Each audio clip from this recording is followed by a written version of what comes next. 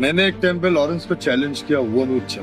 Lawrence Bishnoi, Bishnoi समाज, काला हिरन और सलमान खान, ये कुछ ऐसे कीवर्ड्स हैं जिनसे जुड़ी खबरें हाल के दिनों में आपके टाइमलाइन पर खूब फ्लैश हुई होगी। लेकिन ये बिश्नोई समाज आखिर है कौन? ये लोग कहाँ रहते हैं? आज हम बिश्नोई समाज के बारे में जानेंगे।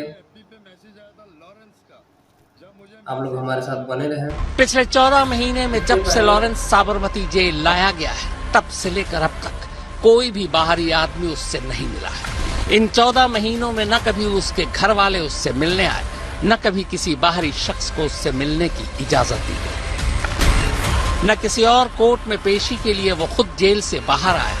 और तो और इन 14 महीनों में आमने सामने कभी वो अपने वकील से भी नहीं मिल पाया। अलबत्ता इस दौरान कुछ मुलाकातें जरूर हुई, केस को लेकर वकील से कुछ बातें भी हुई, लेकिन ये सब कुछ वीडियो कॉन्फ्रेंसिंग के जरिए हुई। यानी एक लाइन में कहें तो साबरमती जेल आने के बाद से पिछले 14 महीने से जेल के कुछ खास स्टाफ को छोड़ दें तो लॉरेंस जेल के अंदर तन्हा ही रहा है। बात 2023 की शुरुआत की है। सिद्धू मूसेवाला मर्डर केस में पंजाब की भटिंडा जेल में तब लॉरेंस बंद था। इधर लॉरेंस भटिंडा जेल में था और उधर गुजरात की ATS यानी एंटी टेररिस्ट स्क्वाड एक ड्रग केस और ड्रग सिंडिकेट के मामले की जांच कर रही थी। दरअसल 14 सितंबर 2022 को गुजरात ATS ने भारतीय तट रक्षक बल के साथ एक ज्वाइंट ऑपरेशन में कच्छ जिले में बंदरगाह के करीब एक पाकिस्तानी नाव को पकड़ा था।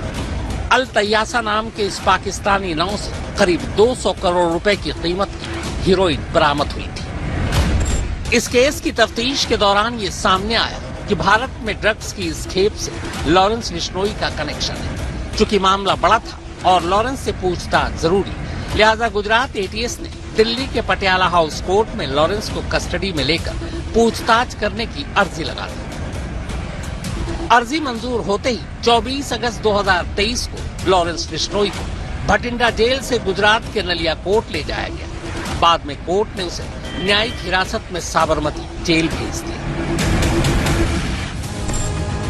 और बस 24 अगस्त 2023 से अब तक लॉरेंस बिश्नोई इसी साबरमती जेल में बंद है। हालांकि गुजरात ATS अपने केस में पूछताछ के लिए उसे दिल्ली से गुजरात ले गई, लेकिन अलग अलग राज्यों में दर्ज 10 अलग अलग केस में गिरफ्तारी वारंट होने के बावजूद कोई भी राज्य की पुलिस लॉरेंस को साबरमती जेल से निकालकर पूछताछ के लिए अपने साथ नहीं ले जा सकी। लॉरेंस के खिलाफ कुल 5 राज्यों में 89 केस दर्ज हैं। इनमें से ज्यादातर एक्सटॉर्शन, धमकी, जान से मारने की कोशिश, हत्या और किडनैपिंग जैसे मामले हैं। इन 89 मामलों में से 40 मुकदमे ऐसे हैं जो देश के अलग अलग राज्यों की अदालतों में अभी भी चल रहे हैं। चूंकि 10 मामलों में गिरफ्तारी ही नहीं हुई, तो अब भी मुकदमा शुरू होने का इंतजार है। 9 ऐसे मामले थे जिनमें लॉरेंस अलग अलग अदालत से बरी हो चुका है। 2 मामलों में उसे सजा भी सुनाई जा चुकी है। 89 में से बाकी बचे मुकदमे अभी भी शुरू होने का बस इंतजार कर रहे हैं। वैसे आपकी जानकारी के लिए बता दूं कि आज की तारीख तक यानी 23 अक्टूबर तक बाबा सिद्दीकी मर्डर केस में सीधे लॉरेंस बिश्नोई के नाम कोई मुकदमा मुंबई पुलिस ने दर्ज नहीं किया है। आगे चलकर अगर ये मुकदमा दर्ज हो जाता है तो लॉरेंस बिश्नोई के सर 80 मुकदमे हो जाएंगे।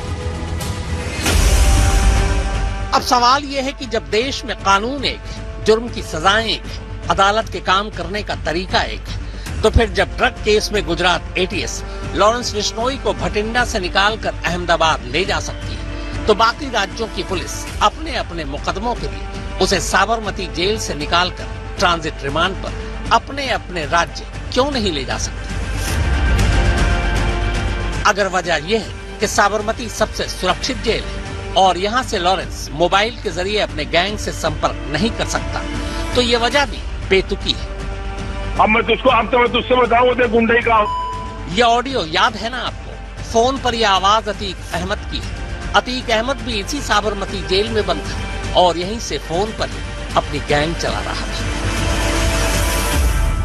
अभी आऊंगा इसी फरफरी करके मुंबई में जहाँ तुम आगे बजा के स्वागत किया था, जी जी, है ना, जहाँ तुम्हारे अब्बा बैठते थे, जी जी जी, वहीं तुमको तुम्हारा पैरम तोड़वा डालेंगे। अब तो देगा कम से कम 10 करोड़ रुपये, चाहे घर बेच चाहे द्वार बेच। अब मैं तुझसे बताऊं तो गुंडई का। अरे भाई मैं कभी आपके खिलाफ गया क्या भाई? अब औकात मेरे खिलाफ जाएगा तेरे से। सीआरपीसी यानी आपराधिक प्रक्रिया संहिता की धारा 267 ये बताती है कि किसी अपराधी को मुकदमे के दौरान कब, कैसे और क्यों अदालत में पेश किया जाना है। हमारे देश की जो न्यायिक प्रक्रिया है उसके तहत पुलिस मुलजिमों को पकड़ती है और फिर उसे अदालत के सामने पेश करती है। अब गवाहों और सबूतों के आधार पर अदालत ये तय करती है कि पुलिस ने जिसे पकड़ा है वो गुनहगार है या फिर